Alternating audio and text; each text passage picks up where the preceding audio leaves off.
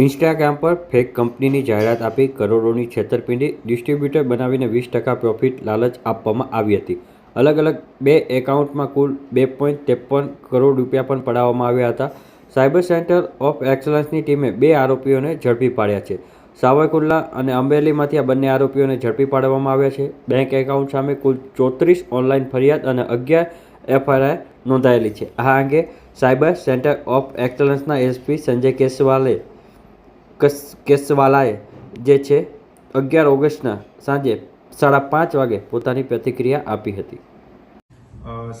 વધતા જતા સાયબર ક્રાઇમના ગુનાઓને અટકાવવા માટે અને એમાં ઇન્વેસ્ટિગેશન ડિટેક્શન કરવા માટે માનનીય ડીજીપી શ્રી મલિક સર અને માનનીય IGP cyber centre of excellence Shri Bipin આહિરે સર એમની સૂચના હતી, જે અન્વયે સાયબર સેન્ટર ઓફ એક્સિલન્સ દ્વારા સાવરકુંડલાના અમરેલી સાવરકુંડલા ખાતેથી કુલ 2 આરોપીઓને પકડી પાડેલા છે. જે આ ગુનો છે એમાં ફરિયાદી જે છે એમના ઇન્સ્ટાગ્રામમાં માયર હોલ્ડિંગ લિમિટેડ નામની એક વેબસાઇટ ફરિયાદીને એમાં ડિસ્ટ્રીબ્યુટર તરીકે જોઈન થવા કહેવામાં આવે છે. એ જોઈન થાય છે એમાં, અને ફરિયાદી જે છે એ અલગ અલગ પ્રોડક્ટ કે જેમાં કપડાં, ફર્નિચર, ઇલેક્ટ્રોનિક્સ આઇટમ વગેરે એમાં એમને ટાર્ગેટ આપવામાં આવે છે અને જે એની મૂળ કિંમત હોય એના 80% જે છે એ ફરિયાદીશ્રી ભરવાના હોય.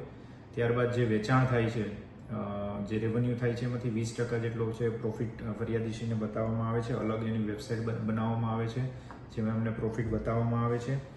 વચ્ચે એવા અમુક બહાના કરવામાં આવે છે કે કંપની છે એ કોઈ અન્ય કંપની દ્વારા, ઓસ્ટ્રેલિયાની કંપની દ્વારા એમને ટેક ઓવર કરવામાં આવી છે. જે ઓર્ડરનો ફ્લો હોય છે એ વધારવામાં આવે છે અને એ ઓર્ડર છે એ ટેકઅપ ન થતાં ફરીવાર જે ફરિયાદીશ્રી છે એમને ચાર્જ કરવામાં આવે છે અને hefty ફાઇન એમની ઉપર લગાડવામાં આવે છે. એ બધું થયા બાદ અંતે જ્યારે ફરિયાદી જે છે એને પોતાના ડિસ્ટ્રીબ્યુટર તરીકે ની જે સર્વિસ છે એને બંધ કરાવવા માંગે છે ત્યારે એમને અમુક ચાર્જ એમની પાસેથી વસૂલવામાં આવે છે. આ રીતે કરી એક એમઓ તરીકે ઓનલાઈન જે ડિસ્ટ્રીબ્યુટર તરીકે જોડી અને એમની સાથે છેતરપિંડી કરી અને કુલ લગભગ 2,53,91,066 રૂપિયાનું છે ફ્રોડ છે એ થયેલી હતી. જેના અનુસંધાને 2 આરોપીઓને પકડવામાં આવ્યા છે. જે આરોપીઓ છે એમાં કિશન મનુભાઈ સાવલિયા, એ સાવરકુંડલા અમરેલીના રહેવાસી છે, અને આજાભાઈ ભીખાભાઈ રાઠોડ છે. આ બંને જે આરોપીઓ છે એમના જે બેંક ખાતાઓ છે એમાં 25 લાખથી વધુના ટ્રાન્ઝેક્શન થયેલા છે. 34 ઓનલાઈન કમ્પ્લેન છે આમાં મળેલી છે અને અલગ અલગ રાજ્યોમાં એમના જે ખાતાઓ છે એમાં કુલ 11 એફઆઈઆર દાખલ થયેલી છે. એમાં 2 મોબાઈલ કબજે લેવામાં આવેલા છે અને એક ચેકબુક પણ મળી આવેલ છે અને હાલ જે છે એ આગળની તપાસ ચાલુ છે.